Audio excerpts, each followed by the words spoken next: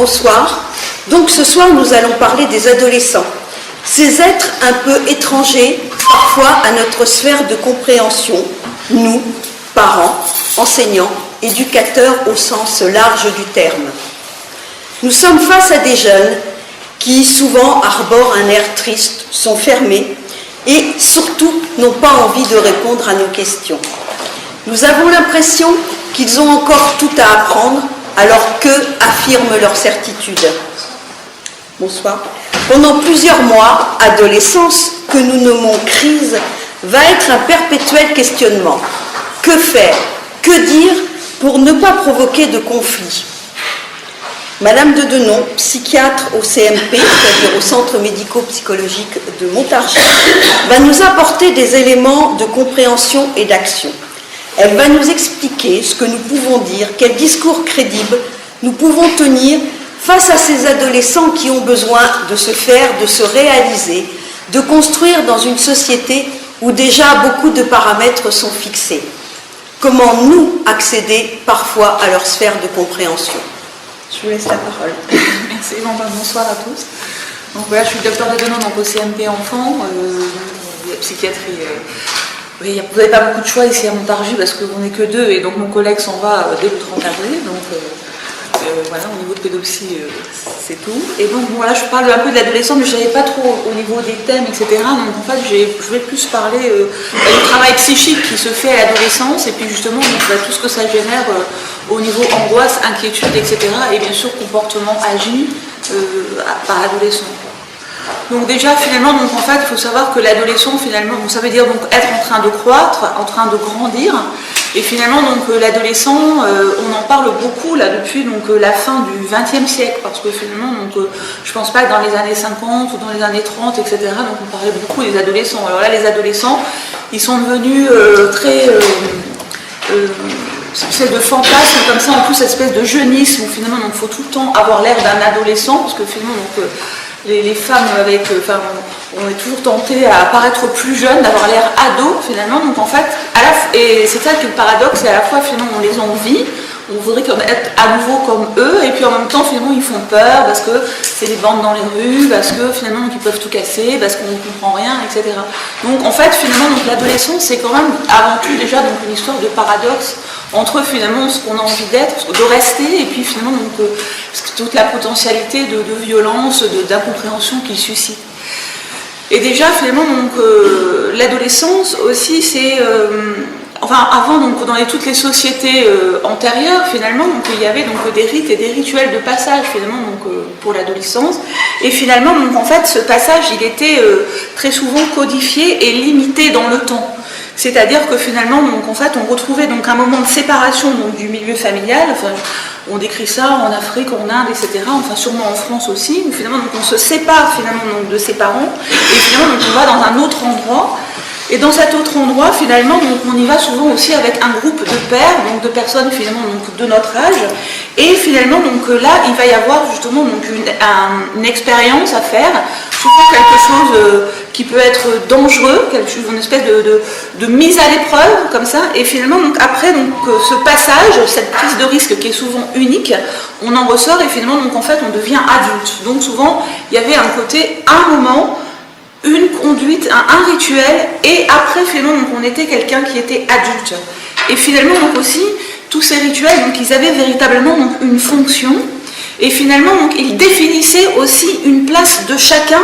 Donc au cours du rituel, au cours de l'expérience, chacun avait sa place, et finalement donc en fait ça donnait ultérieurement une place aussi donc dans la société. Alors que finalement donc, maintenant avec l'évolution des sociétés, il est sûr que l'on n'a plus du tout donc ce genre de moments de passage. Et avant finalement donc, il y avait encore, enfin, je pense pour les hommes il y avait encore le service militaire où finalement donc, c'était la coupure obligatoire donc, avec les parents. La profession de foi aussi, enfin il y avait des moments comme ça où finalement donc, on accédait à un autre stade, alors que finalement donc, maintenant au contraire on a l'impression que l'adolescence elle va pouvoir durer donc, extrêmement longtemps, parfois donc elle va pouvoir durer pendant donc une dizaine d'années. En plus, il y a sûrement des conditions socio-économiques qui ne sont pas favorables. Beaucoup finalement donc, de jeunes qui restent chez les parents parce que finalement on ne peut pas se payer un loyer parce que c'est devenu donc horriblement cher, etc. Donc on a l'impression que justement donc, les choses donc, ont beaucoup changé en tout cas, et savoir justement donc donner aussi maintenant une fin à l'adolescence, c'est quelque chose qui est très difficile.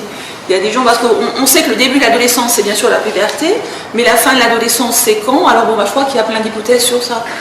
Il y a des gens qui disent donc, que c'est le premier chagrin d'amour, la première fois on s'est fait larguer et qu'on a supporté ça, finalement, donc ça veut dire que quelque part on a passé un cap de se dire finalement donc, je suis capable d'exister sans l'autre et sans ce miroir finalement donc, du regard de l'autre qui nous conforte et qui nous donne l'impression d'exister, quoi. Donc en tout cas, il est certain que finalement donc, les codes sont complètement donc il n'y a plus de codes, quoi, finalement. Donc, avant, véritablement, ces rituels, ces passages, etc., il y avait quelque chose qui était prévu, alors que je trouve que maintenant les adolescents, c'est vrai que bon, il y en a beaucoup qui viennent et qui me disent je sais pas ce que je sais, je sais pas ce que je vais être, je sais pas ce que je vais être. Avant, finalement, je sais pas, mon papa est menuisier, j'allais peut-être être menuisier, alors je pouvais me rebeller contre ça, mais au moins il y avait une trace. Maintenant, finalement, donc, mon père est menuisier, enfin, je dis pas que tout ça était bien, mais ce que je veux dire, c'est que il y a quand même maintenant un grand flou autour justement donc, du devenir de l'adolescent, et ça, je pense que ça crée une angoisse donc, qui est extrêmement importante pour ces ados donc, actuellement. Donc, on dit que justement que tous ces passages à l'acte là rapides de l'adolescent, comme prendre la voiture et aller rouler à 200 à l'heure sur les routes des campagnes, ou finalement donc boire de l'alcool en quantité, justement, cette espèce de truc là hyper forcé, cette espèce de, c'est comme s'ils voulaient finalement donc reproduire ces rites parfois dangereux, ces mises à l'épreuve, puisque finalement donc la société n'en offre plus. Et bien sûr, par contre, c'est des mises à l'épreuve qui n'ont pas de, enfin qui sont, c'est pas que c'est inutile, mais elles n'ont pas de, elles ne donnent pas de place après ultérieurement dans la société. Elles ne programment pas sur un devenir. Donc en fait, ces mises à l'épreuve, elles ne portent pas l'adolescent justement vers un avenir, quoi. Mais en tout cas, moi je pense qu'effectivement, souvent, ces passages à l'acte là, c'est un besoin justement, donc en fait, de tenter quelque chose, de mettre en avant qu'on est capable justement donc, de faire quelque chose, sauf que souvent ça mène pas forcément à un avenir, quoi, une projection dans l'avenir.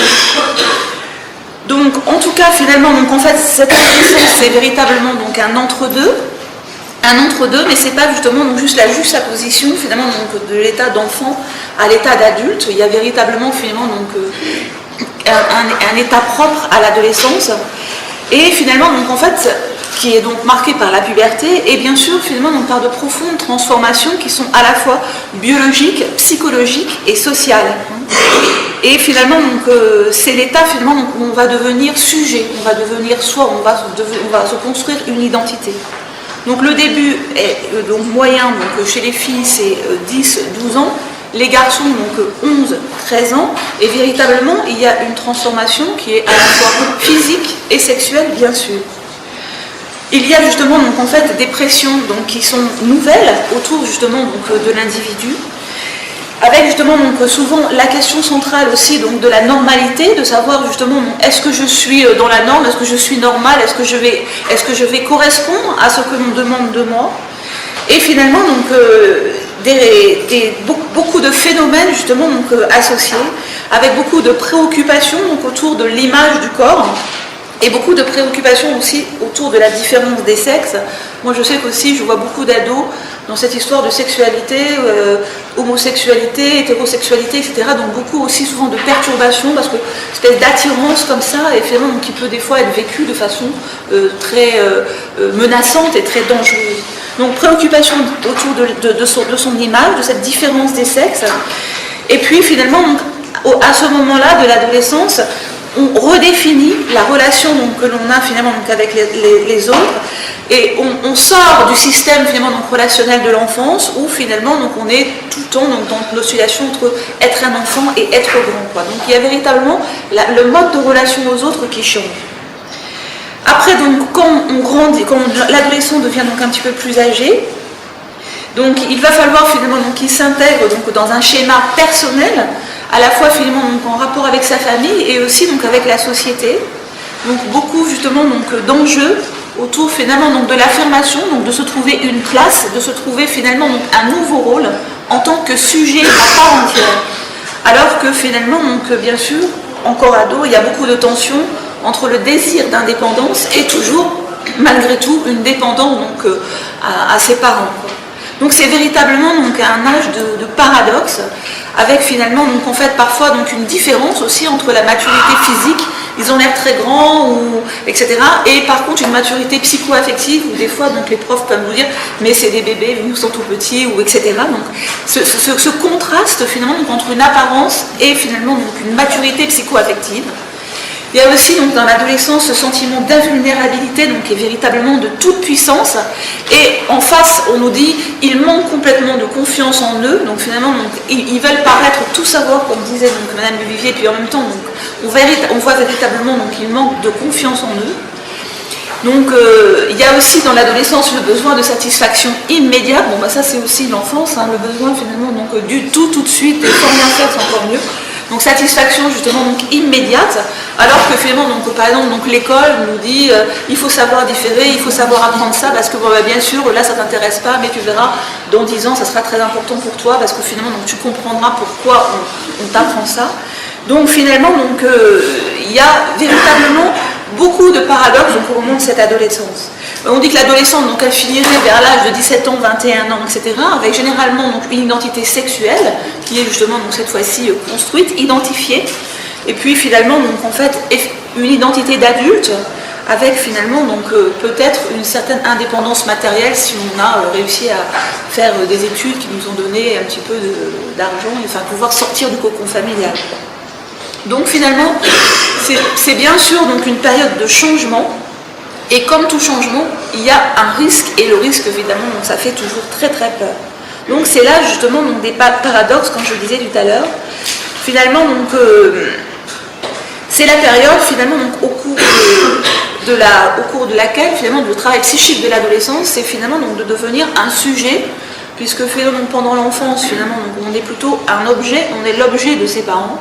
Et finalement, donc après, donc, il y a le travail de subjectivation, c'est-à-dire donc, en fait, devenir le propre sujet donc, de ses propres pensées et arriver au bout de plusieurs années finalement donc, à la notion de son identité, ce que l'on va être finalement donc, en tant qu'adulte. Et ça, finalement, donc, il faut le construire, bien sûr, petit à petit. Donc finalement, donc, en fait, et là, donc, il y a tout aussi le paradoxe de l'adolescence, c'est que finalement, donc, qu'est-ce que je vais devenir? Donc finalement, donc, on est obligé, bien sûr, de regarder autour de soi. Donc, initialement, donc, on s'identifie à ses parents, donc quand on est enfant. Après, donc, on va s'identifier à un professeur, un joueur de foot, une danseuse, un chanteur, etc. Des écrivains, enfin des termes d'identité, ressembler justement donc, à quelque chose pour nous, qui va nous convenir finalement. Donc à la fois finalement, donc, en fait, on doit accepter de ressembler à quelqu'un, et en même temps finalement donc en fait la peur elle vient aussi du fait qu'on ne veut pas non plus devenir exactement pareil.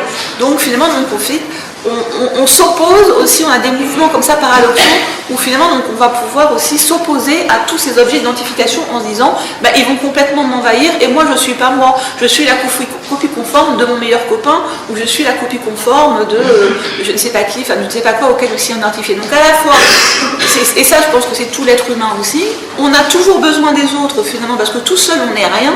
Donc en fait, il faut rencontrer les autres, ressembler à eux, et en même temps, finalement, donc en fait, bien évidemment, on n'a pas du tout envie d'être pareil, et des fois, donc on a donc des mouvements comme ça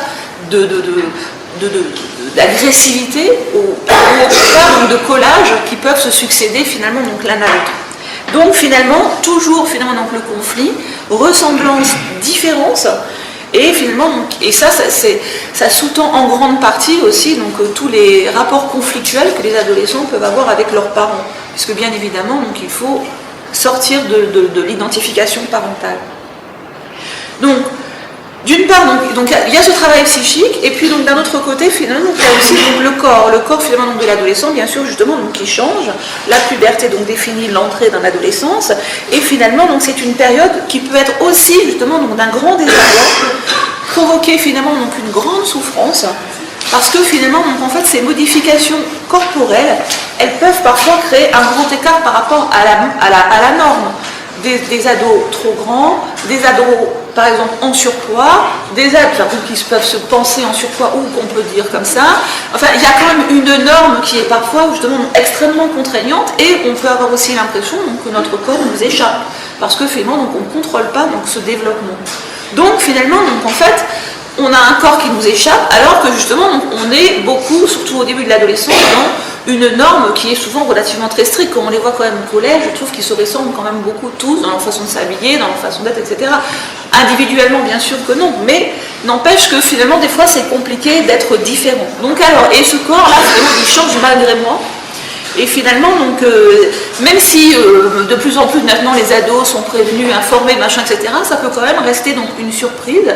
Moi, j'ai vu finalement donc, des jeunes filles, par exemple, qui avaient eu des pubertés quand elles étaient donc en CM2 ou je ne sais pas, enfin encore en primaire, etc. Et finalement, donc c'était pas forcément facile à gérer d'avoir déjà ces règles voilà quand on a 10 ans et que les autres en plus à côté donc sont parfois encore une apparence justement donc très enfant. Donc ce corps finalement donc en fait qui échappe et qui peut justement donc c'est toujours vécu finalement donc, comme une surprise quoi. C'est quelque chose qui est imposé, c'est quelque chose que l'on doit subir et particulièrement donc toujours pareil donc pour les filles donc dans cette histoire d'anorexie mentale, c'est vrai que quelque part l'anorexie mentale c'est que bon alors donc on mange plus donc l'amaigrissement après et le troisième signe c'est l'aménorrhée donc plus de règles, quelque part on a contrôlé ce corps jusqu'au point que finalement donc, on a complètement bloqué donc cette période pubertaire. Donc l'anorexie mentale est sûrement une des formes les plus caractéristiques de cette peur de perte de contrôle par rapport justement donc, à ce corps qui nous échappe complètement. Donc tous ces événements finalement donc, qu'on ne maîtrise pas et ça peut être extrêmement intolérable, d'autant plus que peut-être quand on a petite enfance on a eu l'impression justement donc, qu'on maîtrisait beaucoup de choses, je ne sais pas, enfin de toute façon il n'y a pas de généralité par rapport après aux événements, enfin voilà.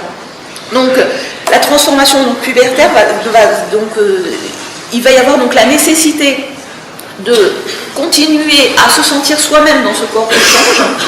Et puis donc de l'autre côté, la nécessité finalement donc aussi d'intégrer donc cette transformation dans son fonctionnement psychique, c'est-à-dire donc en fait je deviens adulte puisque mon corps me dit que finalement je change et que je deviens adulte. Donc il faut accepter de se retrouver l'enfant qui est derrière nous dans l'adolescent qui est là et finalement donc aussi se dire que ça marque que finalement donc, je grandis et je vais vers l'âge adulte. Et donc c'est quand même vrai aussi qu'on a des ados qui passent beaucoup de temps dans la salle de bain, se réveillent très tôt et tout ça, et qui peuvent se regarder dans la glace pour chercher justement donc, en fait s'identifier. Et que ce soit d'ailleurs, j'ai l'impression, donc, les garçons et les filles en parlent peut-être plus facilement, mais j'ai l'impression que les garçons aussi peuvent passer beaucoup de temps à se rechercher dans le miroir, à se retrouver finalement donc, en fait, dans le miroir. Donc en tout cas, finalement, donc effectivement, ce que je suis en train de devenir, ça peut susciter finalement donc beaucoup d'angoisse. Et là, finalement, donc, en fait, l'identité sur le plan narcissique, le narcissisme, c'est moi, quoi, c'est ce que je ressens moi, finalement, donc, est bien sûr très sollicité, puisque finalement, il faut que j'essaye de me retrouver, finalement, donc, dans tout ça, dans tout ce qui est en train de changer, justement, donc, dans mon aspect, justement, donc, extérieur. Et là, justement, donc, en fait, s'appuyer sur son narcissisme, ça revient finalement donc à s'appuyer tout ce qu'on a construit donc dans la petite enfance. Parce que finalement, donc en fait, il est évident que si j'ai eu une petite enfance donc extrêmement donc déstructurée, avec finalement donc peut-être des parents qui ne m'ont absolument pas donné confiance en moi, je vais avoir du mal à m'asseoir finalement sur ce narcissisme, parce que mon narcissisme il tient pas tellement la route, et très vite finalement donc, je vais me sentir attaquée par une remarque, par ce que je vois dans le miroir, etc. Alors qu'effectivement, donc si dans mes relations précoces, mes parents donc, ont su me donner finalement donc, une certaine confiance en moi, et finalement donc, m'ont montré que finalement donc, je valais quelque chose, il est certain finalement donc, que tous ces doutes et tous ces phénomènes identitaires qui apparaissent à ce moment-là, j'arriverai beaucoup mieux donc, à les surmonter donc, que l'autre enfant. Donc c'est sûr finalement donc, que l'adolescent, on nous demande toujours, est-ce que, moi je vois beaucoup d'enfants par exemple qui ont un événement traumatique dans leur enfance, et finalement les parents ils me disent, et à l'adolescence, qu'est-ce qui va devenir ? Mais c'est pas tellement l'événement traumatique, c'est véritablement ce que les parents ont réussi à donner comme confiance en eux, finalement, à leur enfant, donc, dans la petite enfance, qui va donner des valeurs prédictives quand, à un bon développement, donc une adolescence pas trop bruyante ou pas trop excessive donc, dans ses manifestations. Donc, il est certain que l'adolescence là, l'événement là, la réaction qui va se produire, en fait, elle est quand même beaucoup fonction de ce qui s'est passé donc, entre avant la période de latence. On dit que la période de latence c'est 7, 12 ans, 10 ans, etc. Mais finalement, donc c'est vrai que les relations précoces 0-7 ans sont véritablement donc, fondamentales dans la construction donc, de la sécurité interne justement donc, de l'individu. Normalement, la période de latence, c'est plus finalement donc, on commence à des relations extérieures, etc. Mais c'est véritablement nos parents qui nous donnent notre narcissisme, qui nous permettent donc, de nous développer. Donc justement, donc après finalement, donc on a donc nos parents qui nous ont beaucoup aidés justement donc, dans l'enfance à nous construire. Et là finalement donc à l'adolescence, finalement donc eh bien les parents donc il va falloir les voir autrement parce que finalement donc en fait le corps bien sûr se sexualise. Donc finalement donc la relation avec les parents donc se transforme, ça c'est évident. Au début justement donc, de la puberté, donc on a dit qu'on était anxieux, on ne se reconnaît pas, on ne sait pas qui on est. Quand on est enfant, on ne se reconnaît pas, on ne sait pas qui on est, on a un stress, on se tourne vers papa et maman. Et là finalement donc, on ne peut plus le faire, ou en tout cas donc en fait il faut le faire d'une façon justement donc, qui est différente du fait finalement donc en fait de la sexualisation donc, du corps. Donc le rapport incestueux finalement donc, fait peur et effectivement donc en fait on va essayer donc de se tourner vers d'autres personnes. En tout cas, finalement, c'est certain que ce besoin des parents et finalement donc, cette impossibilité de les approcher donc, du fait de cette transformation donc, corporelle fait qu'il peut bien sûr y avoir des moments extrêmement violents de conflit donc, avec les parents. En fait, ce qui est sous-tendu, c'est ça, c'est que finalement, je peux plus me rapprocher de toi comme je le faisais avant, donc je ne peux plus être avec toi comme je l'étais avant. Donc l'enjeu, bien sûr, c'est se séparer des parents. Ça, c'est ce qu'on doit faire à l'adolescence. Et en même temps, donc en fait, comme se séparer de quelque chose, finalement, c'est toujours pareil. C'est, par contre, je ne veux surtout pas les perdre. Comment finalement, donc en fait, se séparer sans les perdre, puisque finalement, donc mes parents restent quand même nos parents et toute notre vie, on compte sur nos parents. Sauf qu'il faut effectivement donc aménager une relation autre pour pouvoir justement, et donc cette peur de les perdre, d'être abandonné finalement par les parents, peut justement donc aussi rendre très difficile cette séparation donc nécessaire. Comment finalement donc se séparer de ceux qui nous ont toujours servi de modèle identitaire, Donc comment pouvoir se séparer d'eux? Alors, on dit aussi que finalement, donc à l'adolescence, les parents aussi, bien sûr, on doit faire tout un travail justement donc, psychique de l'adolescence et ils doivent accepter aussi de voir leurs adolescents se séparer de la maman ou le papa qui va se rester accroché justement donc, à l'adolescent. Effectivement, donc, pour l'ado, ça va être encore plus difficile de se séparer et encore plus bruyant. Les histoires justement d'anorexie mentale finalement donc avec des fois justement donc des familles avec justement donc moi j'ai le souvenir d'un papa très dévalorisé et finalement donc, sa fille c'était sa princesse, c'était sa merveille machin etc, c'était tout ce qu'il avait réussi dans sa vie. Elle a eu après je l'ai perdu parce que c'était compliqué, mais effectivement donc pour elle a développé une anorexie mentale parce qu'elle restait petite, parce que finalement on voyait bien que son papa était incapable de la lâcher, puisque finalement donc, en fait elle sentait bien que sans elle il allait être complètement effondré, puisque finalement il avait pour lui aucune fonction justement sociale, enfin bon, et il avait, je pense qu'avec sa femme qui avait au contraire été fulgurante et qui était une star, enfin quelqu'un, voilà, enfin des rapports qui avaient complètement changé entre père et mère, et c'est vrai que cette ado, elle était devenue la fonction, c'est ce qui faisait vivre ce père. Donc effectivement, c'est quand on porte ça, eh bien on se dit non je m'en vais pas, et qu'est-ce que je fais? Je reste petite donc je mange pas. Donc les parents doivent aussi faire ce travail justement donc, de séparation. Donc accepter finalement donc, en fait, d'être vu autrement. C'est vrai que moi je sais que j'ai encore des enfants petits, donc ça va encore finalement, donc je fais toujours tout bien, etc. Maman fait ceci, maman fait cela, c'est toujours merveilleux. Bon après il va falloir que j'accepte que il y en a d'autres qui vont faire bien mieux que moi, comment t'es habillé, machin, enfin bon, etc. Donc il faut accepter de ne plus être au devant justement de la scène.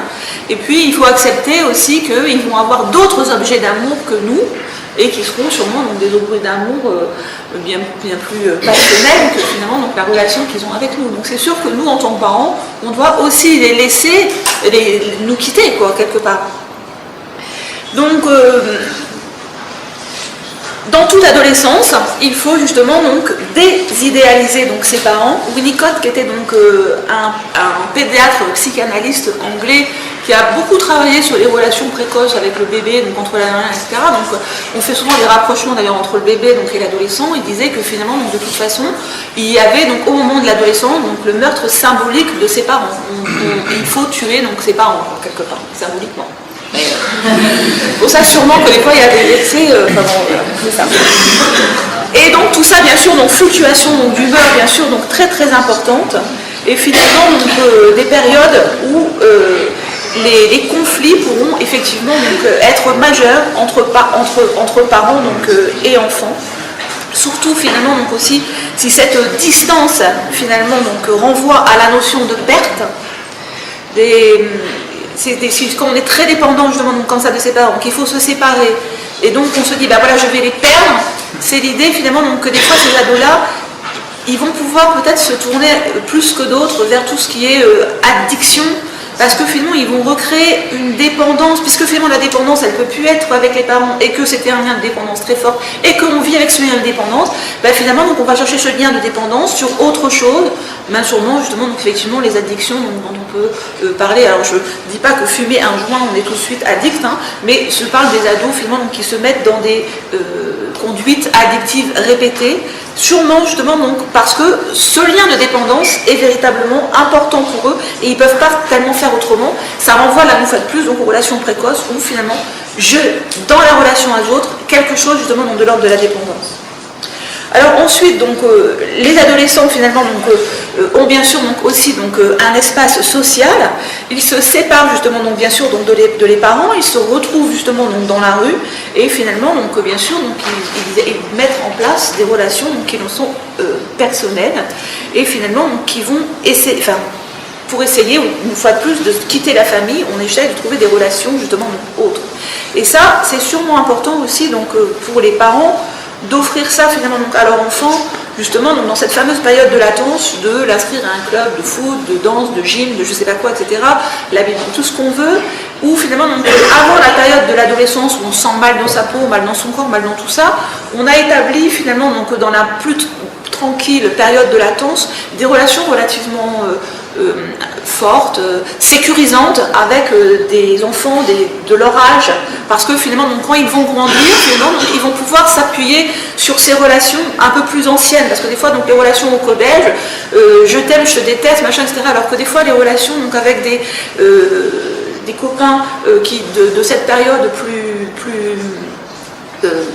de l'enfance où on est moins stressé, moins inquiet, moins anxieux, et bien donc ces relations donc, sont parfois plus sécurisantes et donc leur permettent justement donc d'avancer finalement donc, un petit peu plus sans les parents.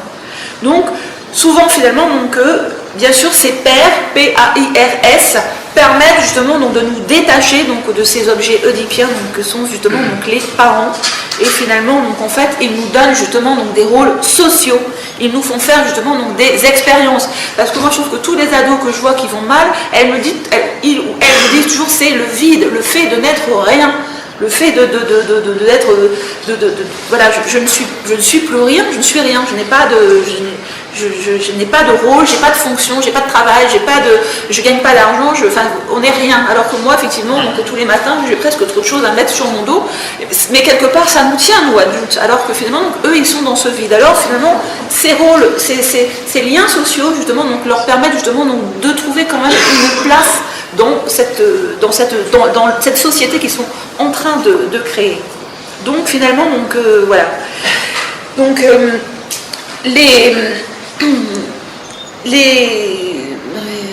donc ils vont développer justement donc, des relations donc, avec donc, bien sûr alors, après donc, cette période de latence, donc au moment de l'adolescence, donc il y a justement donc, le temps des amis, où finalement, donc en fait, donc souvent, donc on voit quand même des relations justement donc entre copines, je sais pas quoi, elles sont en 4e, 3e, etc., ou copains, donc, qui peuvent justement donc, être des relations très fortes. C'est là qu'il y a cette histoire justement donc de doute sur l'identité sexuelle, etc. Donc qui peut des fois justement donc faire beaucoup inquiéter. Donc c'est vrai que finalement donc on a des fois des binômes comme ça dans une relation justement donc narcissique qui est très en miroir finalement. Donc, il est comme moi. elle me comprend, elle sait tout, alors que nous on comprend rien.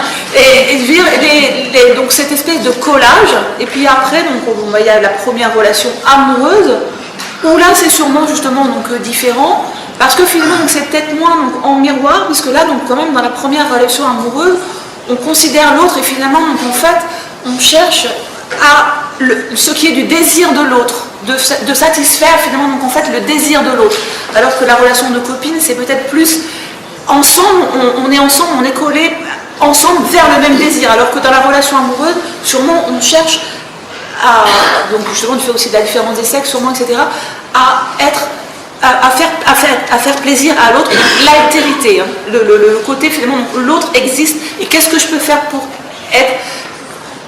être aimé de cet autre finalement. Donc la sphère des amis donc, est absolument donc, fondamentale et on se rend bien compte aussi donc, de toutes les difficultés qu'il y a justement donc, au niveau scolaire quand finalement donc, les amis se chamaillent ou quand finalement donc, il y a des difficultés justement donc, relationnelles dans les pairs. Enfin, on parlait là avec Madame Duvivier avant que vous rentriez. En ce moment donc, on parle quand même beaucoup de tous ces ados qui se sont suicidés, qui sont parfois très jeunes. Et souvent, on retrouve des histoires justement donc, de relations avec les pères qui étaient justement donc, très compliquées. Et avec comment nous, en tant qu'adultes, les professeurs, les collèges et les lycées peuvent aussi intervenir pour s'en surprotéger, enfin voilà, pour justement donc, éviter ces drames, hein, parce que c'est véritablement des drames. Donc ensuite finalement donc l'adolescent donc doit se tourner donc vers vers l'école bien sûr, donc s'identifier finalement au savoir, c'est-à-dire finalement donc investir donc un idéal de soi et pas forcément l'idéal des parents, hein, et finalement donc avoir donc une capacité à choisir ce que je veux faire, ce que je veux devenir. Donc finalement il va chercher justement donc à orienter sa vie donc vers un domaine plus particulier.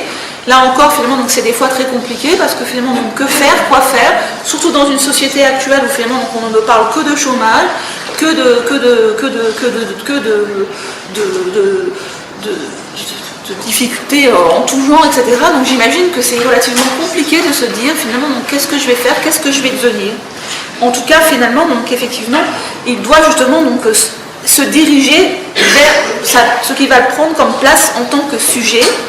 Investir donc la connaissance, les choix professionnels, s'approprier un savoir, parce que finalement donc quand à 6 ans on leur dit tu travailles pour toi, je ne sais pas si vraiment ça rentre, parce que travailler pour soi à 6 ans et qu'est-ce que tu vas faire plus grand, c'est peut-être un petit peu tôt, mais par contre effectivement au lycée, normalement ils doivent commencer à se dire qu'effectivement donc, le savoir c'est s'approprier pour soi, pour devenir justement donc quelqu'un et parfois prendre plaisir aussi à la connaissance, à la découverte, etc., à travailler, à connaître. Et ça, je pense qu'on a beaucoup aussi comme plaisir justement donc, à apprendre et à connaître. Donc ce travail justement donc, de devenir sujet à nouveau à travers finalement donc, l'école. Apprendre aussi à travers l'école justement donc, aussi là encore donc, à rivaliser avec ses parents, puisque finalement donc, aussi il y a des enfants, vous savez, qui ne s'autorisent pas à devenir plus forts que leurs parents, qui finalement donc en fait ne s'autorisent pas. Si par exemple donc, le parent n'a pas beaucoup fait d'études, eh bien c'est parfois compliqué pour un adolescent qui adore ses parents, qui trouve que c'est une personne humaine, de se dire finalement donc moi je vais avoir un métier qui sera supérieur au tien, je gagnerai plus d'argent, j'aurai une plus belle maison que toi, enfin bon, etc. C'est parfois justement donc difficile aussi de rivaliser avec ses parents dans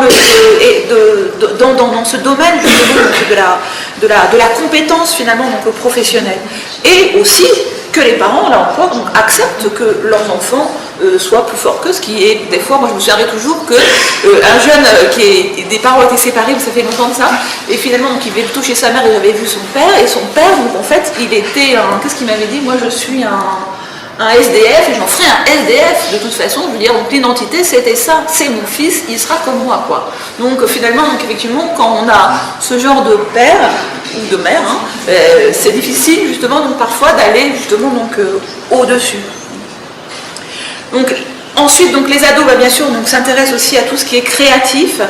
je sais pas si, oui c'est ça, donc en fait tous les tags, les machins, etc. Donc la musique, partager justement donc, tout ça avec ses pairs, ce sont aussi finalement donc des moments très importants justement donc aussi pour pouvoir s'identifier et justement donc réaliser quelque chose de plus imaginaire, fantasmatique, machin, etc. Moi j'ai aussi l'impression que maintenant donc aussi tout ça c'est, enfin il y a beaucoup de la musique qui est très présente, mais c'est vrai que on a l'impression que les jeunes, ils rêvent quand même moins. Je trouve que, une fois de plus, il y a trop de consoles, il y a trop de PS3, il y a trop de je sais pas quoi. Et finalement, donc, ils rêvent plus, ils fantasment plus, ils sont plus tristes. Et c'est clic, clic, clic, et c'est toujours la même musique, la Mario.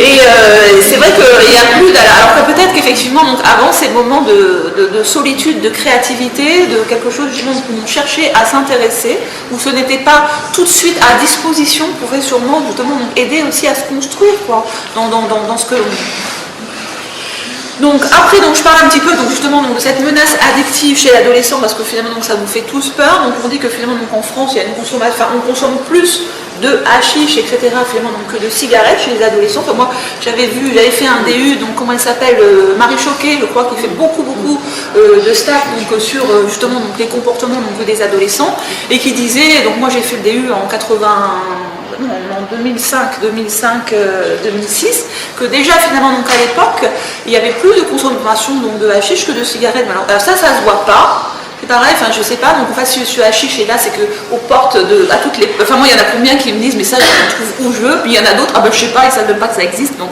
finalement donc en fait c'est quand même là.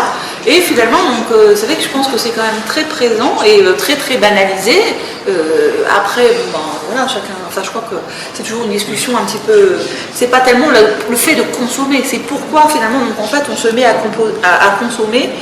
Et finalement, donc, en fait, on en revient à ce qu'on disait tout à l'heure, c'est-à-dire que tous ces ados, finalement, donc, qui, quand ils étaient plus petits, étaient justement donc, dans une relation donc, de dépendance, finalement, donc, aux parents.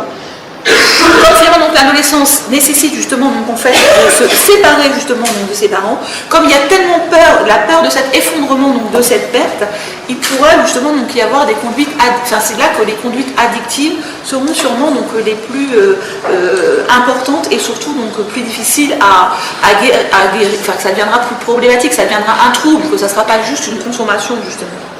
Donc finalement donc, il déplace cette dépendance finalement donc, vers justement donc, un produit. Vous savez qu'aussi donc, les troubles du comportement alimentaire, l'anorexie mentale, elle est mise dans les addictions puisque donc on est dépendant du fait de ne pas manger. C'est le même système donc, de dépendance où on ne pense qu'à son produit justement, qui n'est pas de produit, pas manger. Quoi. Donc là, l'âge d'apparition justement donc, de cette dépendance peut justement donc, aussi être indicateur de la fragilité justement donc, de l'adolescent.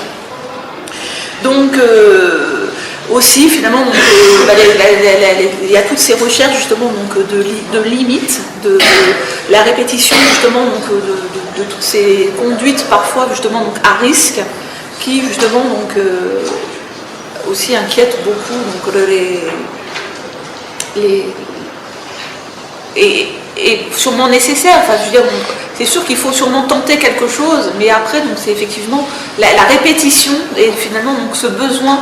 On a des fois des adolescents, je trouve que quelque part, on a l'impression que c'est tout est toujours bof avec tout le monde et justement comme si finalement donc, il n'y avait pas beaucoup de ressenti. Et que justement, donc en fait, c'est ceux-là, je trouve que des fois, qui vont dans des conduites à risque comme ça, jusqu'au bout, enfin, je sais pas, qu'ils vont avoir des relations amoureuses où ils se font taper dessus, où finalement, donc, ils vont conduire, comme j'ai dit tout à l'heure, à 200 à l'heure quand on boit, on se prend la gueule, etc. Comme si finalement, donc, il n'y avait pas beaucoup de ressenti, enfin, le ressenti des émotions normales, naturelles, finalement, donc, ça n'existait pas. Et finalement, donc, il faut aller jusqu'au bout de je ne sais pas quoi pour avoir éprouvé une émotion. Et finalement, donc, ces ados-là, on ne sait pas trop non plus comment faire pour les aider justement donc, à se détacher donc, de ces conduites qui sont inquiétantes. Donc ensuite, donc, je vous parle un petit peu donc, de la scolarité, parce que j'avais pensé qu'il y aurait peut-être beaucoup de profs, donc effectivement, donc, je me dis des professeurs par rapport à la scolarité. Donc de toute façon, l'école, c'est la séparation de la famille hein, qui est organisée par l'État. C'est finalement donc, en fait, une façon donc, de réduire bien sûr donc, l'emprise familiale donc, sur l'enfant et surtout bien sûr donc, offrir donc, à chacun une place sociale. C'est grâce à l'école qu'on rentre donc, dans la société. Donc, en ce qui concerne les apprentissages scolaires, finalement, Winnicott toujours disait finalement que réussir à l'école, c'est être capable de s'intéresser à ce qui nous concerne en rien. Donc c'est exactement ce que j'entends tout le temps, ouais, j'aime pas l'école, de toute façon ça sert à rien, j'en ai rien à faire de Napoléon, machin, etc. Donc voilà, donc, en fait, et le principe même de l'école, c'est justement ça, c'est s'intéresser à quelque chose qui ne nous concerne pas, quoi. Et donc finalement, réussir à l'école, c'est être capable finalement de sublimer, c'est-à-dire en fait de s'intéresser, enfin de déplacer toutes ces émotions, tous ces ressentis, tout cet amour, toute cette proximité qu'on a avec la famille, et le sublimer, c'est-à-dire le décaler sur quelque chose qui sera l'école, qui sera justement un métier, des connaissances, etc. Donc c'est la capacité justement à déplacer finalement en fait tous les affects que l'on a vers des objets justement qui ne sont pas les parents, la famille, etc. Et l'école aussi, c'est apprendre justement aussi à différer exactement ce que ne savent pas non plus faire les ados, c'est-à-dire qu'ils veulent toujours tout de suite, c'est-à-dire qu'au finalement il faut savoir, c'est apprendre à différer, apprendre que finalement en fait ce que j'apprends là, peut-être que finalement ça me servira dans 1 an, dans 2 ans, dans 3 ans quand je ferai un autre métier, etc. Apprendre finalement en fait tout n'est pas justement dans l'immédiateté. Donc, alors qu'effectivement, justement, en plus, à la puberté, à l'adolescence, on a envie de faire des choses, justement, donc on a envie de se tout de suite. L'école nous oblige à travailler, à rester assis, à faire des choses qui ne nous intéressent pas et qui nous intéresseront peut-être dans plusieurs fois. Donc, d'où tout le paradoxe et des fois, toutes les difficultés à rentrer dans la poursuite, justement, de la scolarité. Et c'est certain finalement que l'école peut devenir véritablement un lieu de souffrance important, surtout finalement effectivement quand ils ne peuvent plus supporter ces exigences, ce cadre, cette normalité, cette régularité justement qu'impose l'école, surtout quand finalement ces contraintes justement sont trop importantes. Donc souvent finalement, qu'est-ce qu'on trouve on trouvera finalement des difficultés scolaires par manque d'autonomie, où finalement en fait on voit des jeunes qui ont du mal à investir l'école, qui sont souvent extrêmement, ou finalement en primaire on dit souvent finalement qu'ils ne peuvent pas apprendre sans qu'il y ait la maîtresse justement derrière eux.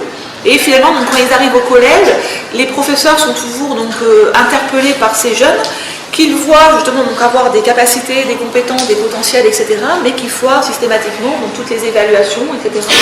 Parce que finalement, quelque part, comme si finalement ils n'arrivaient pas à concrétiser. Typiquement, il sait la leçon la veille par cœur et le lendemain à l'évaluation, il a 0. Et finalement, en fait, souvent, finalement, on retrouve des adolescents qui sont incapables, justement, en fait, de faire face, finalement, à la capacité de se séparer, qui sont toujours dans une angoisse vis-à-vis, justement, de la tâche, comme si, finalement, toujours, elle devait être réalisée en lien avec la famille, et ils n'arrivent pas à faire les choses justement tout seuls, tellement ils ont l'habitude d'être tout le temps portés finalement souvent par leur mère, leur père, etc. Et finalement ils n'arrivent pas à se séparer des parents, comme on vient de dire depuis tout à l'heure. Donc finalement quelque part ce travail de séparation ne se fait pas à l'école finalement, non plus, ils n'investissent pas à l'école finalement quelque part. Et finalement en fait souvent ils vont avoir des plaintes somatiques, ils ont mal au ventre, etc. Ou souvent finalement ils vont être en échec scolaire. Et finalement ils sont souvent justement très repliés et pas du tout intégrés justement à l'école, et tout ça justement ne fait que renforcer le lien anxieux finalement avec la mère, qui justement en fait ils attirent toujours justement leurs parents par ce lien justement anxieux. Donc finalement ils maintiennent la proximité de leurs parents, puisqu'ils n'arrivent pas du tout finalement à s'en séparer. Et c'est des enfants finalement qui souvent auront du mal à intégrer au niveau du lycée, parce que finalement ils vont avoir du mal à développer les capacités d'abstraction, c'est-à-dire finalement être capable justement de raisonner être capable donc d'une pensée réflexive, donc de penser sur ses propres pensées, etc. Et finalement, donc il y a tout un développement cognitif qu'ils sont tout à fait capables de faire, mais qu'ils ne vont pas réaliser parce que finalement, donc cette abstraction, c'est douter, parce que cette abstraction, c'est remettre en cause justement donc c'est renvoyer donc à la notion de perte, et ils ont du mal, ils se mettent souvent finalement en échec scolaire. Donc souvent donc des adolescents avec une grande fragilité narcissique, qui n'ont pas de possibilité justement donc de doute, et pour qui les études donc deviennent difficiles. Ce dont on parle aussi beaucoup, c'est tout ce qui est phobie scolaire, c'est-à-dire finalement donc en fait ces enfants qui disent que le soir oui demain je vais à l'école, mais dès qu'ils montent dans la voiture donc en fait c'est des crises, etc. Et dès qu'ils arrivent donc au collège ou au lycée, c'est des états de panique extrême, cris, agitation, fugue, etc. Donc voilà, ils passent beaucoup de temps donc à l'infirmerie quand ils ont réussi à rentrer justement donc dans le donc là voilà, donc ça c'est quelque chose qui est très compliqué aussi, parce que finalement donc c'est très compliqué de retrouver quelle est la cause justement donc, de ces phobies scolaires, pourquoi finalement donc, ces enfants, ces adultes. Alors ça peut exister donc tout petit, donc dès le primaire, 5-10.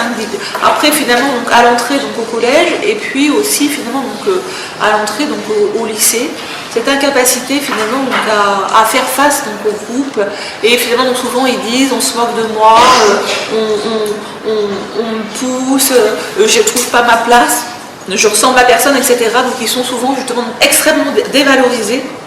Et effectivement, donc venir dans le lieu d'école est finalement donc, quelque chose de complètement impossible.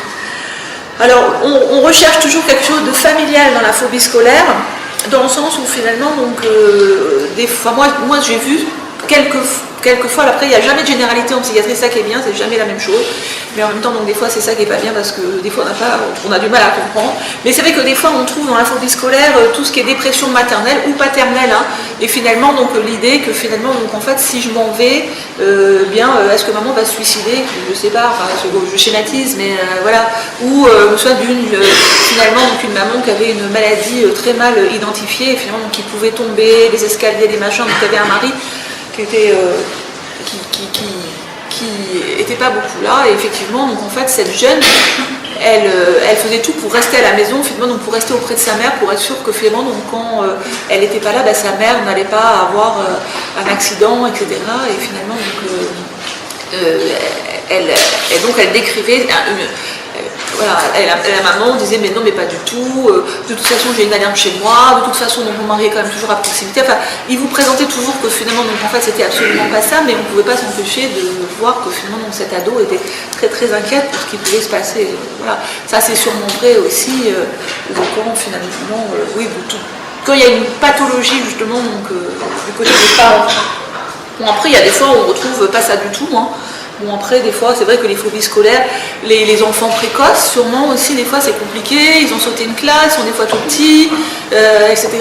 Ils ont du mal, justement, donc, à se retrouver donc, avec leur père PAIRS, parce que finalement, donc, ils ont un décalage au niveau de la maturité, et puis finalement, donc, par contre, pas au niveau intellectuel. Et c'est vrai, justement, donc, c'est compliqué aussi donc, d'aller à l'école. Et moi, je me souviens d'une petite fille, là, c'était à Ferrières, elle était vraiment petite, et finalement, donc, c'était très compliqué de rentrer dans le collège. Alors là, donc en fait, elle avait toujours envie de vomir. Alors en fait, c'était parti de ça. Il y avait un matin, elle avait du mal déjeuner, venir vite en voiture, et elle avait vomi en arrivant. Et là, donc en fait, à chaque fois qu'elle arrivait au collège, elle avait envie de vomir, et puis finalement, elle n'arrivait pas à mettre les pieds finalement donc, au niveau du collège. Je trouve que des phobies scolaires, on en voit quand même de plus en plus. On n'a pas non plus beaucoup de choses pour... voilà, nous en plus au niveau des CMP, on a que des consultations, enfin, il faudrait sûrement des choses où il y a plus des prises en charge en groupe, où ils peuvent retrouver des pairs PAIRS aussi, parce que nous, dans des relations individuelles, ça va toujours très bien, ces jeunes, ils ont toujours, en plus, toujours de bonne volonté, qui ont toujours envie, qui sont toujours d'accord, sauf qu'ils n'y arrivent pas, quoi. Et donc, c'est aussi quelque chose qui est très difficile à prendre en charge, et surtout le CNED, c'est-à-dire la scolarisation à la maison, n'est sûrement pas une bonne indication, surtout dans le cadre, parce que là ils restent chez eux, et puis pour reprendre pied, je sais pas, après c'est quand même compliqué d'aller à la fac, c'est compliqué d'aller Ensuite, donc, on parle des troubles du comportement donc, au niveau scolaire. Alors là, les troubles du comportement scolaire, je ne sais pas si vous en avez autant dans les lycées que dans les collèges, parce que je pense qu'il y a eu pas mal, avant, ils ont été pas mal, il y a eu des évictions, il y a eu où ils ont eu des orientations, etc. Avec finalement donc, ces jeunes qui ont justement, donc, qui sont d'une instabilité majeure, avec des bavardages incessants, des provocations, voire de la violence, et ça surtout finalement donc aussi bien vis-à-vis des autres élèves que vis-à-vis donc des professeurs, et finalement donc en fait des ados qui vont être exclus, puis finalement donc changer de collège, changer encore de collège, encore de collège, on essaye un internat et on essaye justement donc à nouveau autre chose, etc. Alors donc dans ces ados donc on trouvera donc deux types d'ados. Les ados finalement donc en fait où ces manifestations sont plutôt justement donc réactionnelles, souvent réactionnelles justement donc à un événement familial donc, qui peut être traumatique comme un décès, comme une perte, un déménagement, enfin je sais pas là, il a perdu tous ses copains et là donc en fait il revient agressif, des séparations justement donc des parents, l'alcoolisme chronique justement donc des parents. Et finalement donc en fait là, finalement, donc l'adolescent, face à cet événement familial externe au lycée ou au collège, selon ses capacités de résilience, vous savez, donc la résilience, c'est nos capacités propres, finalement, donc à faire face à une situation, hein, je crois que c'est le même terme de physique, c'est-à-dire des métaux, là, en fait, on est tous différents, je veux dire, il y en a qui sont dans les bidonvilles, machin, etc., et qui vont devenir donc, des dealers, et puis à 18 ans, qui sont morts parce qu'ils sont déjà plantés des couteaux à droite à gauche, et puis il y en a d'autres, ça fera des professeurs d'université, etc. C'est toute la capacité on a tous une résilience différente à faire face aux événements justement donc, traumatiques qui nous sont imposés justement donc, par la vie. Et il y a des adolescents finalement donc, qui ont beaucoup de mal et ils ont peu de capacité à se protéger. Et finalement, donc, comme finalement ils n'arrivent pas à se protéger, ben, finalement cette souffrance qu'ils ressentent, bien sûr, elle est agie vis-à-vis justement donc, de l'extérieur avec donc, tous ces comportements donc, et toutes ces manifestations. Alors après, finalement, donc, tout ça, si c'est pas pris en charge, si c'est pas remarqué, si c'est pas identifié, si c'est pas entendu, etc., c'est vrai que ça peut donner après donc, des troubles des conduites qui vont véritablement devenir un mode de personnalité, hein, une façon d'être. Et finalement, quand on a un milieu familial, donc à peu près contenant, on peut justement donc, essayer de faire face, parce que finalement donc, ça correspond à quelque chose d'anxio-dépressif, donc avec des traitements, avec de l'aide, avec une thérapie familiale, avec quelque chose justement donc, de l'ordre du soin. Sauf que dans beaucoup de cas, ces troubles des conduites, on le retrouve quand même justement donc, en fait, chez des adolescents qui ont vécu donc, dans des milieux profondément carencés évidemment au niveau affectif, carencés justement donc, aussi au niveau éducatif. Tous ces milieux extrêmement pathogènes où finalement donc, l'enfant n'a pas pu se développer dans de bonnes conditions. Je pense donc, à des mères donc, justement donc, toxicomanes, enfin, je veux dire, qui boivent aussi pendant la grossesse, etc., des papas donc, psychopathes, etc., ou des enfants finalement donc, qui ont vécu dans des univers complètement donc, imprévisibles, avec une violence extrême, et finalement donc, où l'attachement, c'est-à-dire finalement donc, en fait, ce mode de représentation que l'on a du lien à l'autre était complètement imprévisible. Vous savez qu'il y a trois types d'attachements normaux, l'attachement sécure, où finalement, donc en fait, je sais, alors ça c'est, l'attachement c'est 18 mois, c'est pour ça qu'après il y avait eu tous ces trucs-là, qu'on ne veut pas figer les enfants à 3 ans, mais c'est vrai que finalement, donc, à 18 mois, on a notre attachement qui est fait, c'est-à-dire donc en fait, dans la relation précoce que j'ai avec ma figure d'attachement principale, qui est généralement ma maman, mais aussi finalement donc, mon papa, enfin la famille proche, j'ai un attachement sécure, c'est-à-dire que finalement, donc en fait, j'ai confiance finalement, donc quand j'ai besoin de quelque chose, donc on va me l'apporter, c'est-à-dire donc en fait j'ai soif, on va m'apporter à boire, j'ai chaud, machin. Et finalement donc aussi ça nécessite de la maman finalement donc une identification du besoin donc de l'enfant, c'est-à-dire donc en fait des mères qui savent identifier le besoin, c'est-à-dire qu'elles ne vont pas toujours répondre dès qu'il pleure avec un biberon. C'est-à-dire que finalement il faut savoir quand on est une bonne mère répondre aux besoins du bébé en fonction, enfin identifier finalement donc ses besoins. Et donc quand finalement on a la chance d'avoir une mère qui sait faire ça, et ça c'est quand même la grande majorité des mères, parce que l'attachement sécure c'est quand même 70% des gens, et bien finalement donc je sais que quand j'ai besoin de quelque chose, je vais avoir quelqu'un en face de moi qui va répondre justement donc à ce besoin. Donc finalement donc en fait je comprends pas ma question de maths, je pose au prof de maths et je sais que le prof de maths va me répondre. J'ai confiance finalement donc en la personne. Et ça c'est ma maman qui me donne ça toute petite. Et aussi finalement donc en fait c'est la notion là aussi de narcissisme, c'est-à-dire que finalement je sais que je suis important, puisque finalement donc, quand j'ai un besoin, on répond à mon besoin, ça veut dire que je suis quelqu'un, ça veut dire que j'existe, ça veut dire qu'on me considère, enfin bon, etc. Ça c'est l'attachement sécure. Après donc il y a l'attachement anxieux, où quelque part donc c'est ces enfants là qui sont tout petits, toujours accrochés justement donc à maman. Maman ne peut pas quitter une pièce, etc. Parce que finalement c'est des fois des enfants, ils sont pas sûrs que si maman part, elle va revenir. Hein. Souvent ils nous disent ça. Je ne sais pas si elle va revenir, je ne sais pas si elle va... Voilà, donc ça c'est l'attachement anxieux qui reste un attachement normal, mais bien sûr moins facile à vivre dans le quotidien que l'attachement sécure. Et puis il y a les attachements évitants, où vous savez c'est ces enfants qui finalement donc, sont attachés mais sont toujours un petit peu donc, comme ça à distance. Enfin, le prototype c'est un petit peu comme les Anglais, ou je sais pas quoi, où on fait pas de bisous, on s'approche pas des parents, machin, etc. Mais on est quand même justement donc proches, mais toujours quand même à une certaine distance. Donc, tout ça c'est des attachements qui sont normaux et qui donc sont constitués justement donc très tôt, qui sont des façons d'être et qu'on reproduit dans nos relations. Parce que finalement c'est toujours pareil aussi les histoires de couple, finalement donc en fait celle qui a un attachement plutôt anxieux, elle va adorer l'évitant au début parce que finalement donc il est bien, il n'est pas comme moi, il est calme et machin, etc. Bon peut-être qu'au bout de quelques années ce calme va un peu l'agacer parce que, enfin moi je sais pas vraiment, je veux dire tout ça c'est quand même des relations précoces et finalement c'est vrai que ça conditionne quand même beaucoup la relation que l'on aura avec les autres dans notre quotidien. Nos parents nous suivent toute notre vie, enfin ce qu'ils nous ont apporté justement donc, dans la toute petite enfance. Mais donc ça c'est... Mais qu'est-ce que c'est qu'un attachement, justement, comme on peut imaginer, donc d'une mère toxicomane, d'un père alcoolique et violent, donc quand ces enfants qui assistent à des scènes où finalement donc, on se fait, donc la mère se fait valdinguer dans toute la cuisine parce que le sel n'est pas à sa place ou je ne sais pas quoi. Je veux dire, c'est cette réalité-là, donc des enfants qui sont tout petits et qui baignent justement donc là-dedans, eux, cet attachement, c'est la norme. C'est comme ça justement donc en fait qu'on est avec l'autre et c'est comme ça finalement donc voilà. Donc c'est imprévisible.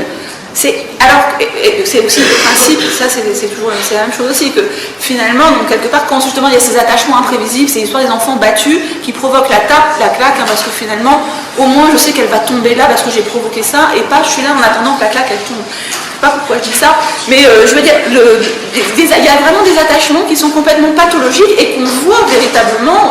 Moi je suis beaucoup d'ados qui sont donc dans des institutions, etc. Et on voit qu'il y a vraiment eu des relations précoces. Et effectivement, au lycée, enfin au lycée peut-être moins, mais c'est vrai qu'au collège, ils changent tout le temps et c'est vraiment donc, extrêmement compliqué justement d'attraper donc, ces adolescents. Et finalement, donc, justement, donc, en fait, ces adolescents, c'est vrai que moi je trouve qu'on dirait des tout petits, c'est comme s'ils ont encore 3 ans. Et c'est vrai que finalement, donc, ils ont cette attitude comme ça, justement, donc, en fait, de toute puissance, parce que finalement, donc, en fait, justement, donc, on n'aura jamais reconnu un statut d'enfant, on n'aura jamais, justement, donc, posé de limites, et finalement, donc, en fait, ils n'ont jamais été amenés à reconnaître la supériorité donc, de l'adulte, qui est un adulte, finalement, donc, qui est au-dessus de lui, qui le guide, et il n'a pas de possibilité donc, d'identification, sauf dans la violence et dans le passage à l'acte. Ils sont dans des attitudes toujours complètement mégalomaniaques, ils savent tout, etc. Donc finalement, il y en a une là finalement, donc elle vient parce que finalement, donc, bien sûr, elle essaye de faire des stages puis elle n'y arrive pas. Et finalement, donc elle me demande un médicament pour la calmer, etc. Donc bon, alors on prescrit toujours un peu. Et c'est elle qui me dit, je lui dis, mais c'est moi le médecin, c'est moi qui sais si finalement machin. Elle me dit, non, je me dégoûte, non, je n'ai pas le médicament, machin, etc. Elle est dans une attitude elle me dit tout ce que je dois faire. Elle me parle des effets secondaires, alors que finalement, donc, elle confond parce que c'est sûrement un copain qui lui a dit que ceci faisait ça, machin, mais elle sait tout. Elle est dans une position complètement mégalomaniaque et finalement, donc, moi, en tant que... Elle ne me reconnaît pas une place d'adulte, parce que finalement, donc, les parents ont été exactement pareils, finalement, enfin, ils se sont identifiés avec des parents donc, qui sont exactement, donc, qui ne leur ont jamais accordé un statut d'enfant. Alors pour eux, c'est sûr que apprendre, c'est compliqué, parce que apprendre, c'est reconnaître qu'on ne sait pas, Donc ça veut dire, parce qu'ils savent tout, c'est compliqué, et que finalement on pourra reconnaître qu'on est inférieur. Donc c'est aussi dépendre des adultes, parce que finalement, donc effectivement, c'est le prof qui nous apprend, et puis finalement, donc ça demande justement de différer le désir, apprendre quelque chose, on n'a pas tout de suite finalement donc le bénéfice immédiat. Donc dans l'immédiateté justement donc de ces ados, finalement, donc effectivement, le cadre scolaire donc, est très attaqué. Et moi, je trouve qu'effectivement, c'est très compliqué de pouvoir, de savoir où trouver une place pour ces ados qui sont donc, en grande difficulté. Après, il y en aura qui s'en sortiront, mais c'est un tel hasard, un tel enchevêtrement de choses possibles, pas possibles, etc., de rencontres. Et puis aussi la capacité aussi quand même de résilience, justement, donc, des ados, qui rend les choses très... difficiles dans leur évolution, puis dans le quotidien, quoi.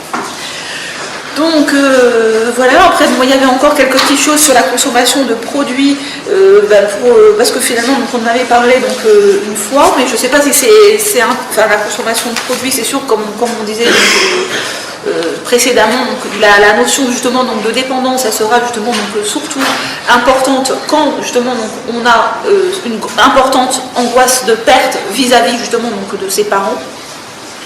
Donc la moitié de ceux qui consomment du hashish arrêtent finalement donc, dans les 2 ans chez les adolescents. Mais c'est pas parce que, et comme on disait tout à l'heure, c'est pas parce qu'on va fumer quelque temps qu'on devient systématiquement justement donc, intoxicomane. Moi je sais que quand je leur demande et qu'ils m'avouent justement une consommation, je me demande toujours c'était pour t'amuser, enfin je sais pas, etc. Ou c'est parce que t'es dans ta chambre finalement, donc tu sais pas ce que tu vas devenir et tu flippes tellement que finalement tu prends un joint pour te détendre, hein, puisque c'est ça, voilà. Et ça finalement donc c'est pas forcément le même. La même inquiétude, on ne va pas s'intéresser de la même façon finalement donc, à cette consommation. En tout cas, c'est sûr que finalement, donc, initialement, la consommation de drogue, ça fait du bien, c'est euphorisant, c'est stimulant, hein, c'est planant, mais et c'est finalement donc, au bout d'un certain nombre d'années de consommation et de consommation régulière qu'effectivement les choses deviennent plus embêtantes avec donc, tous ces problèmes justement donc, de dépendance. Mais initialement, c'est vrai que c'est relativement donc, séduisant.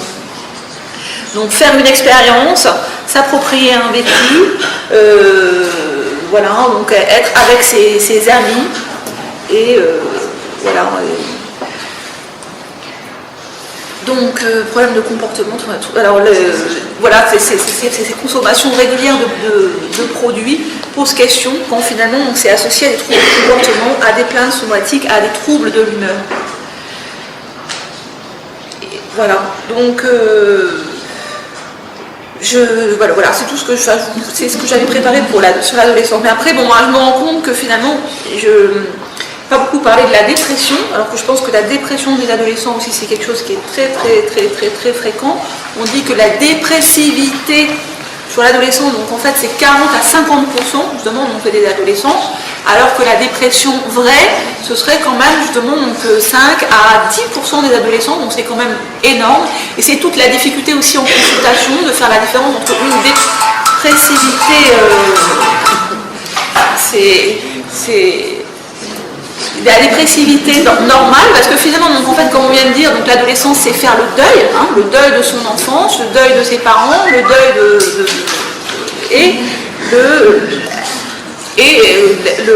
la dépression même quand ça attaque narcissiquement. C'est que la dépression vraie, c'est toujours donc par rapport à l'anxiété, c'est la dévalorisation. Je ne vaux rien, je suis nul, je n'arriverai à rien. La vision pessimiste de soi et du monde, il y en a une là en ce moment, elle me dit je ne me vois pas l'année prochaine, elle peut pas se penser, elle peut pas se voir l'année prochaine, elle est là, elle est au bord du gouffre là, du mur, et finalement elle ne se voit pas, elle ne voit pas les jours à venir. Donc il va falloir que je réponde parce que il y a la dévalorisation où j'étais, où est c'est l'addiction portable. Donc la dévalorisation, la culpabilité, je suis coupable, hein, à cause de moi, mes parents finalement m'ont mal, à cause de moi, mon frère, etc.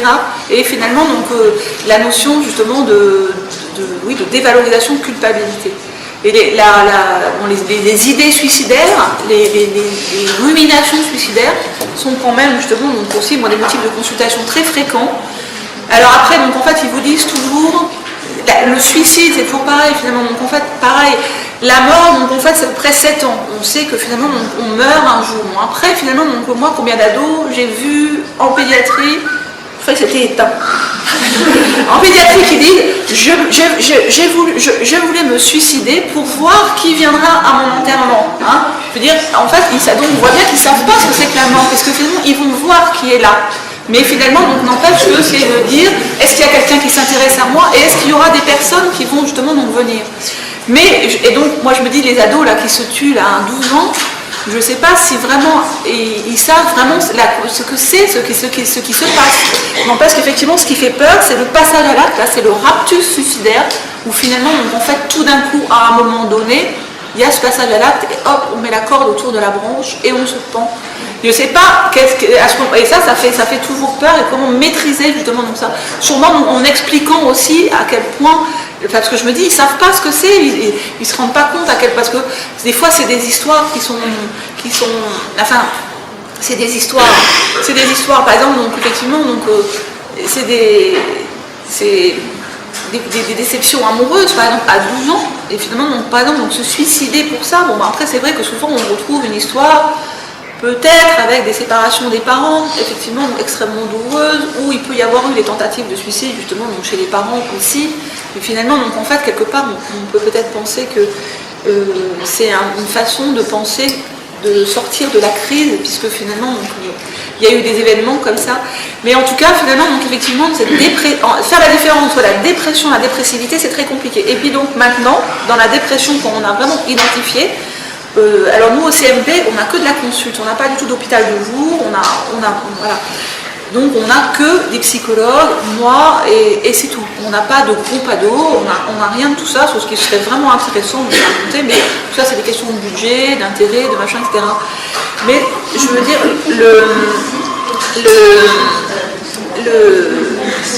les antidépresseurs, maintenant, on ne veut plus. Alors après, donc, on va donner des antidépresseurs aussi, et c'est peut-être pas non plus la solution, mais des fois on en a envie, mais on n'a plus le droit d'en donner parce que finalement on a un risque de passage à l'acte suicidaire supérieur sous médicament que sans médicament.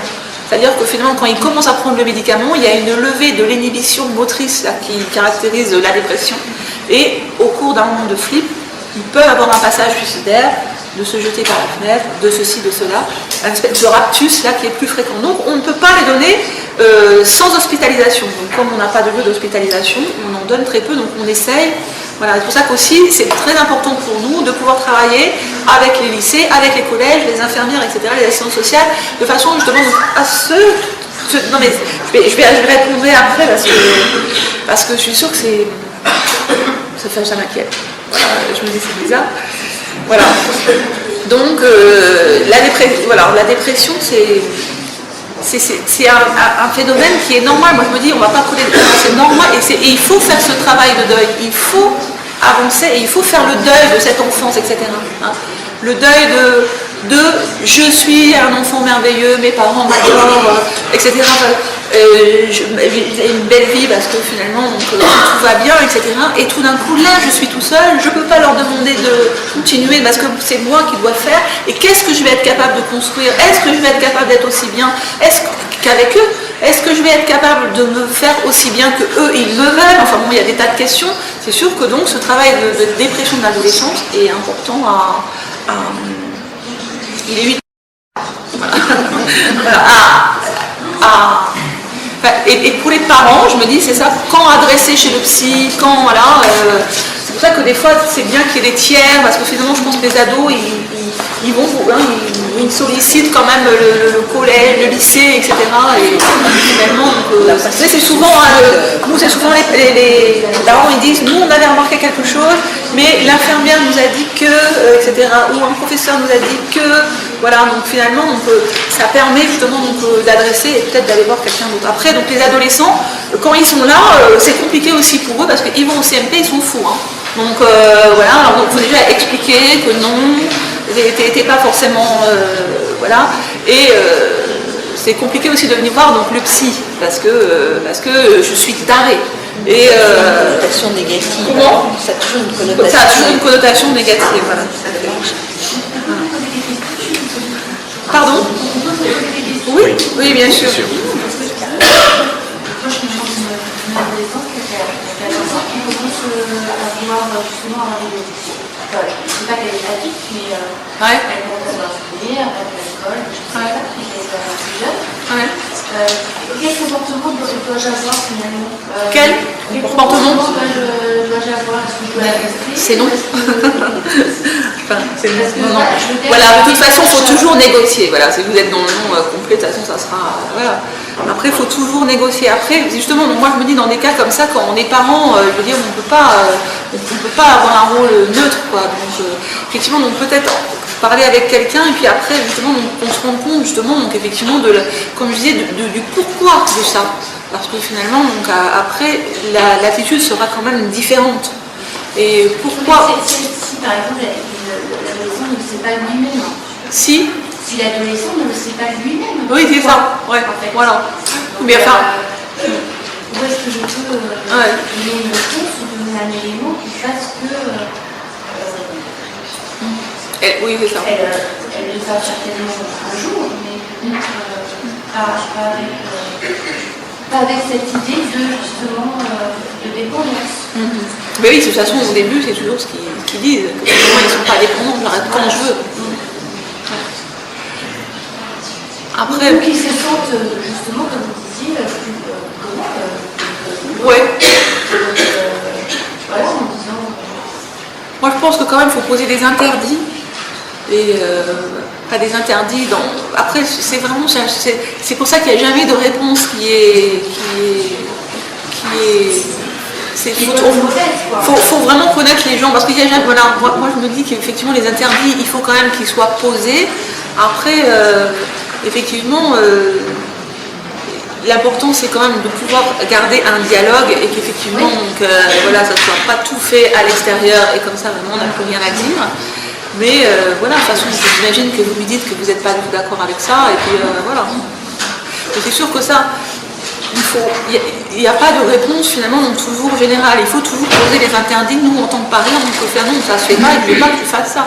Bon, après, effectivement, c'est la négociation. L'important, je pense que c'est déjà donc de voir les choses, de se rendre compte des choses. Je me souviens donc d'ados qui me disent qu'elles fument dans la chambre, enfin avec les copains et les copines, et il y en a une qui me dit mais mon père il sent rien, c'est comme bizarre, hein, voilà, etc. Donc voilà, ça c'est ça là bon, ça c'est déjà voir, etc. Mais c'est vrai que chaque cas est quand même particulier, oui, c'est ça. Mais je pense que nous, en tant que parents, on doit toujours poser des interdits. Ça, c'était compliqué aussi, parce que finalement, donc, là maintenant, donc, nous, on a des enfants de parents qui fument, lâchent, etc. Moi, je me souviens très bien d'un couple séparé, où finalement, donc, la maman, elle était donc, très carrée, et peut-être même trop. Et le papa, c'était hyper saoul, machin, etc. Il donne la bouteille de whisky à sa fille quand elle part en boîte à 15 ans, etc. Et effectivement, il y a des joints chez le papa. Voilà, donc comment faire justement donc, dans cette attitude en plus, finalement, donc, elle est entre les deux, entre finalement une mère, un père, etc. Et c'est vrai qu'on a maintenant des ados de parents qui trouvent ça normal et qui vous disent mais moi oui je fume, bon il y en a d'autres qui prennent de l'alcool, etc. et je contrôle ma consommation, enfin bon, etc. Qu'est-ce que vous voulez répondre à ça? Je veux dire, on ne peut pas juger. Voilà, après effectivement l'adolescent c'est toujours c'est facile de prendre une substance, etc. Enfin, pour l'alcool, c'est exactement la même chose. Les gens qui boivent de façon très régulière, etc., c'est sûr que les enfants, ils auront tendance à trouver le verre de vin tout à fait banal. Enfin, ça, c'est évident.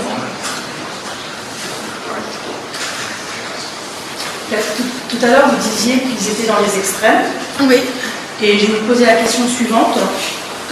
Est-ce qu'en testant la mort, ils ne veulent pas justement apprécier la vie? Oui, ça, c'est comme je disais tout à l'heure, là, ceux qui vont jusqu'au bout, quelque part, comme si finalement ils avaient des fois un filtrage au niveau de la vie, peu d'émotions, et effectivement ils vont chercher le truc extrême. Effectivement, en cherchant la vie, ouais. Mais ça, je me demande si en dessous il n'y a pas des fois des troubles de personnalité de l'enfant, des troubles de personnalité parce qu'aussi à l'adolescence, il y a quand même toutes les pathologies psychiatriques qui émergent. Donc, je ne parle pas de la schizophrénie, etc., mais il y a des personnalités schizoïdes, des personnalités, justement, donc en fait, des jeunes ou des adultes, après bien sûr, qui ont du mal à ressentir les choses au niveau affectif. Alors c'est sûr que des fois, ça doit un peu sûrement correspondre à chercher la vie, oui, tous ces extrêmes.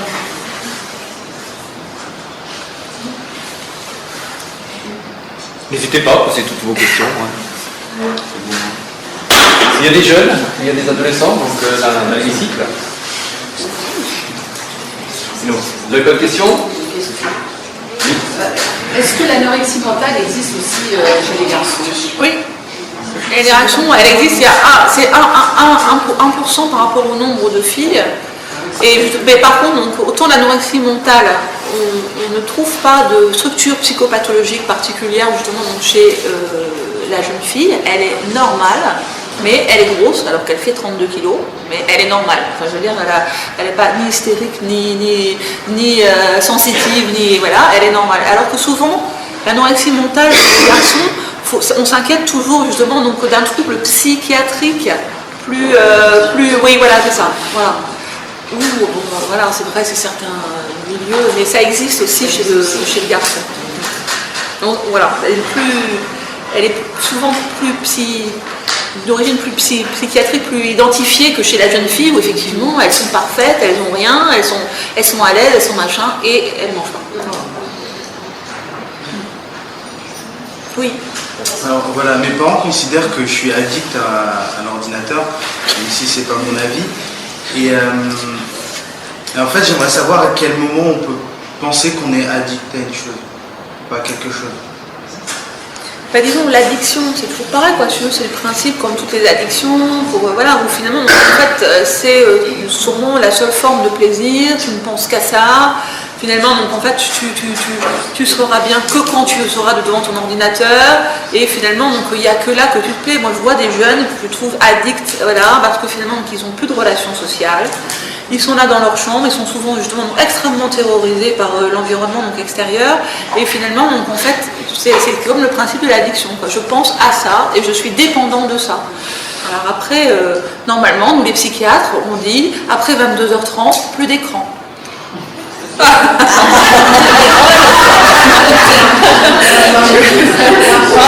pas de téléphone, plus d'écran, 22h30.